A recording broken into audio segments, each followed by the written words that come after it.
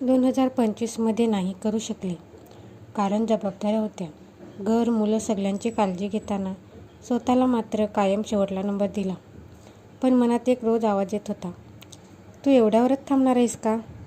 खरं सांगू, हाऊसवाईफ कमकुवत नसते. ती फक्त रेस्ट्रिक्शनमध्ये अडकलेली असते आणि परमिशनची वाट बघत बघत स्वप्न कधी मागे पडली कळलंच नाही. म्हणून मी ठरवलं, 2026 माझाच असेल.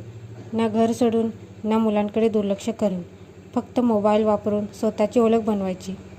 जर तू पण हाऊसवाईफ असशील आणि तुला पण काहीतरी करायची इच्छा असेल, पण मी करू शकते का या डाऊटमध्ये अडकलेली असेल, तर हा मेसेज तुझ्यासाठी आहे. मी पण तुझ्यासारखीच आहे. 0 बॅकग्राऊंड, फक्त डिसिजन स्ट्रॉंग. इच्छा असेल तर कमेंट नको, स्टोरी नको, सरळ DM कर. कारण 2026मध्ये विचार करणाऱ्या नाही तर निर्णय घेणाऱ्या हाऊसवाईफ पुढे जाणार आहेत. व्हिडिओ बघण्यासाठी चॅनल सबस्क्राईब करा.